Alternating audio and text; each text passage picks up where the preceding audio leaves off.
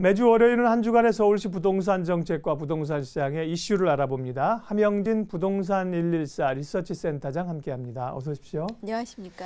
지난 23일 서울시 제4차 도시건축공동위원회가 있었습니다. 이 얘기 먼저 얘기하죠. 이번에 위원회 상정 안건은 총 몇 건이었습니까? 총 4건이었습니다. 네. 이제 가결이 2건 정도 됐고요. 네. 보류와 자문이 각각 1건씩 있었습니다. 예, 그러면 가결된 안건부터 살펴보겠습니다.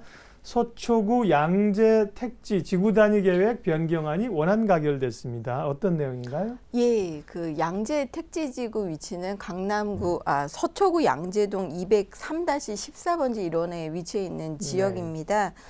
지구 단위 계획 주요 결정 사항으로는 매현역과 그리고 양재 IC 일대의 코스트코라든지 하이 브랜드 같은 대형 유통시설을 잇는 매연로에 대해서 차량 출입 불허 구간으로 지정된 지역을 현황에 맞게 주차 출입구 한개소를 신설하는 내용이 담겨져 있습니다. 향후 신축 건축물 설치를 통해서 도시 미관도 좋아질 예정이고요. 주차 환경이라든지 지구 단위 계획의 정합성도 보완될 예정에 있습니다. 네, 그런가 하면 양천구청장이 결정 요청한 양천 김포가도 지구 단위 계획구역 세부 개발 계획안도 수정 가결됐는데요. 이건 어떤 내용인가요? 예, 대상지는 이제 지하철 9호선 염창역 1원 그리고 공항대로가 바로 접하고 있는 대중교통이 아주 편리한 지역이라고 할 수 있습니다. 이번 지구 단위 계획 변경 결정 내용으로는 지역 여건에 맞게 계획 지침을 일부 변경하겠다는 것인데요. 특히 3종 일반 주거지역에서 준주거지역으로 용도 지역을 변경해서 용적률을 상향해 줄 예정에 있고요. 또 그 밖에 공공업무시설 1089제곱미터 같은 공공기여 계획도 수립을 했습니다. 건축물에 관련된 계획, 세부개발 계획 이런 것들이 이번에 변경 결정된 것인데요. 향후 사업주 같은 경우는 이제 준공공 임대 한 246호를 건설해서 운영할 수 있을 것으로 보여지고요. 또 공공업무시설도 마련될 예정이라 역세권 활성화라든지 임대주택 공급도 일조할 것으로 기대되고 있습니다. 네, 먼저 서울시 제4차 도시건축공동위원회 주요 가결 안건부터 살펴봤습니다. 이어서 부동산 시장의 주요 이슈를 살펴봅니다. 노후 생활에 어려움을 겪는 노년층이 늘어나면서 정부가 주택연금 제도를 보다 좀 쉽게 가입할 수 있도록 손봤다는 내용들이 많이 있었는데 오늘 관련된 이야기 보겠습니다. 먼저 주택연금이라고 하는 게 뭔지 어떻게 시행되는 건지부터 설명해 주세요.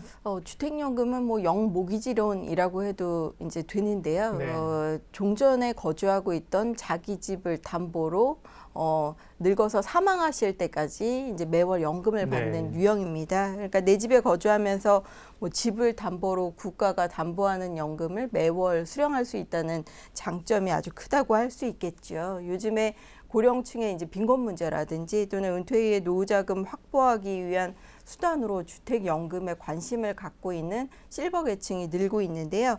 정부가 가입 조건을 완화하는 등의 제도 개선을 잇따라 발표하고 있습니다. 오늘은 주택연금과 관련돼서 올해 바뀌거나 변경될 주요 내용을 살펴보도록 하겠습니다.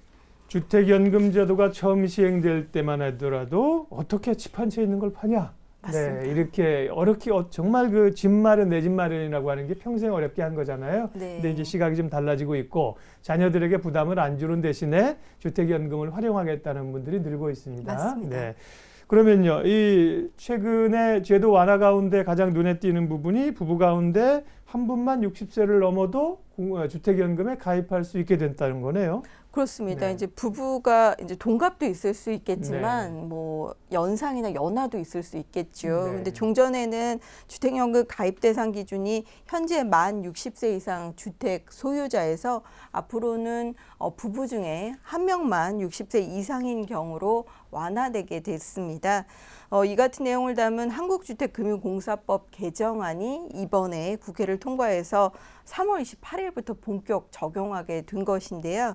과거에는 주택 소유자가 60세 이상인 경우에만 주택연금에 가입을 가능했기 때문에 예컨대 집을 아내 명의로 돼 있을 경우 남편의 나이와 상관없이 아내의 나이 주택 소유자인 아내가 60세 이상이 될 때까지 주택연금 가입을 미루거나 보류해 왔던 것이 사실입니다.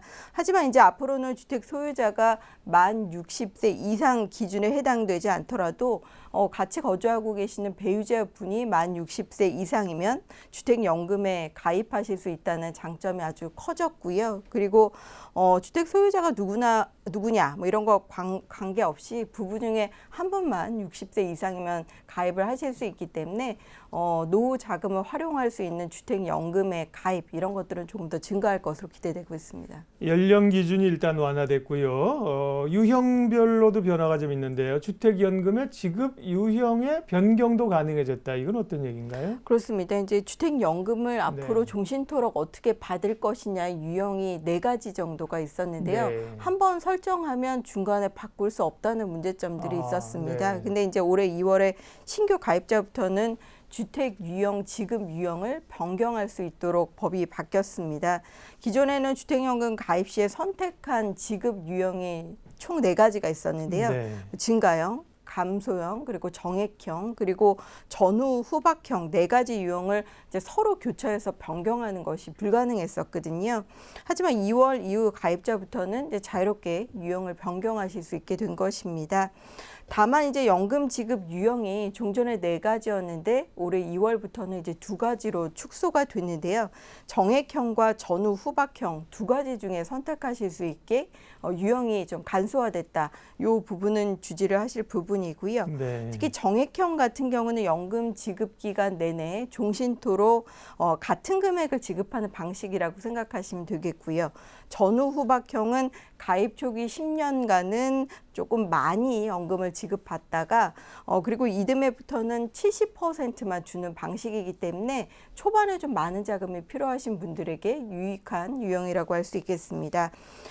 그리고 받는 금액이 매년 3%씩 커지거나 또는 반대로 줄어드는 증가형, 감소형 같은 경우는 이번에 관련한 지급 유형에서 제외한 상황이고 폐지가 됐고요.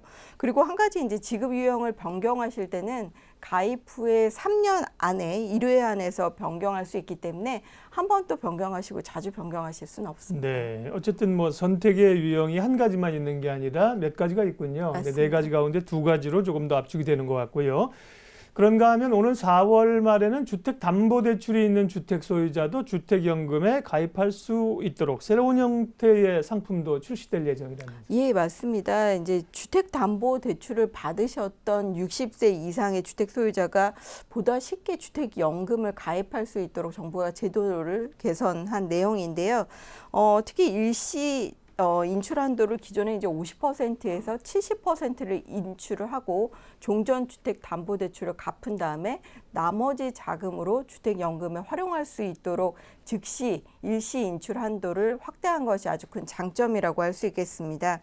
주택연금에 가입하려면 기존 주택담보대출을 사실상 이제 모두 상환하셔야 됐기 때문에 네. 현재는 일시 인출금 한도가 연금 지급액 총액의 50%로 제한돼서 종전빚을 갚고 주택연금에 가입하는 것이 쉬운 일은 아니었었거든요. 모자라는 금액은 또 따로 대출을 받아서 마련해야 된다는 좀 아쉬움이 있었죠. 근데 이번에 일시 대출금의 지급 한도를 70%까지 높여놓은 상황이기 때문에 기존의 하우스푸어 같은 문제점들을 갖고 계셨던 분들은 70% 인출을 해서 빚을 갚고 나머지 자금을 종신토록 연금을 받을 수 있도록 제도 개선을 한 부분이 특히 고령층의 하우스푸어 문제를 다소 해결할 수 있는 방안이라고 생각이 됩니다. 네, 국민연금 같은 경우가 이제 완전한 노후 생활을 보장해주기 어렵기 때문에요. 주택연금의 이제 문턱이 많이 낮아지고 있습니다. 네. 그리고 지금 말씀하신 것처럼 이제 연령 기준이 부부 한 분 가운데 60세 이상만 되면 되는 거, 네. 그거와 함께요. 저소득층 그리고 4050 세대도 대상이 되는 그런 상품도 있다면서요. 그렇습니다. 이제 아직 주택연금 가입 대상이 아니시죠. 네. 이제 40대나 50대에 계신 분들이 특히 보금자리론과 연계한 상품을 좀 선보일 예정에 있는데요. 네.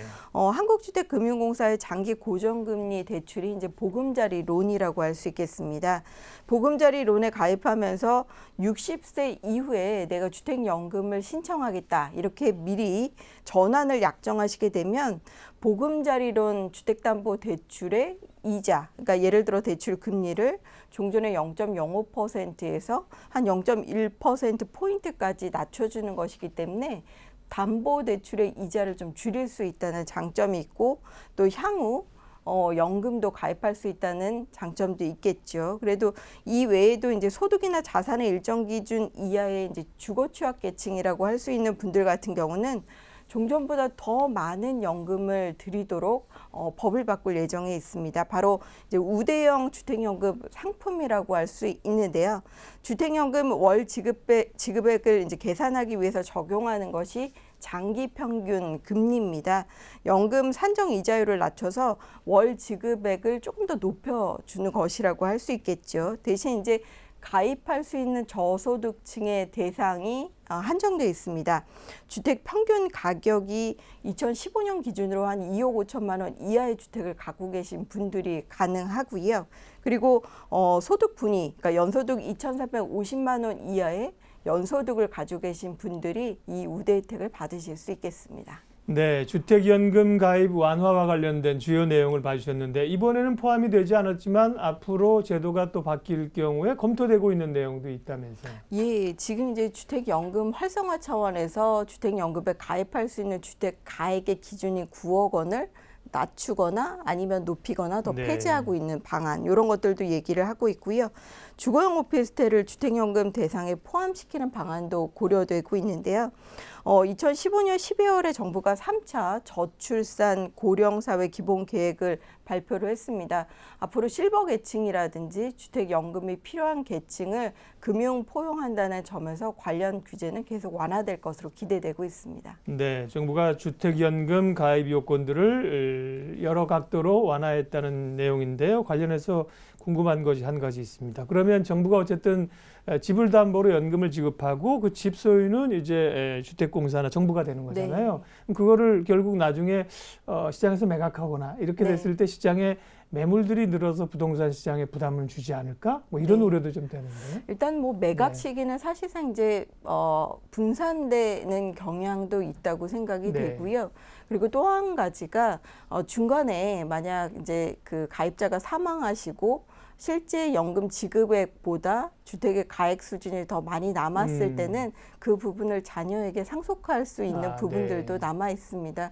아직 주택연금이 이제 초창기라고 할 수 있겠고요. 예. 지금부터 고령화 사회가 더 진행돼서 연금의 규모가 굉장히 커지면 기금에도 문제가 생길 수는 있겠지만 네. 아직까지는 그 부분을 걱정하지 않아도 될 것 같습니다. 네, 모두에 말씀드린 것처럼 내 집 열심히 마련한 어르신들이 초반에는 좀 거부감이 있었는데요. 이제 많이 가입을 하고 있고 시간 지나면 또 이제 이런 것들이 노후 생계를 위한 일반적인 대책이 되지 않을까, 일반적인 경향이 될 수 있겠다 이런 생각도 가져봅니다.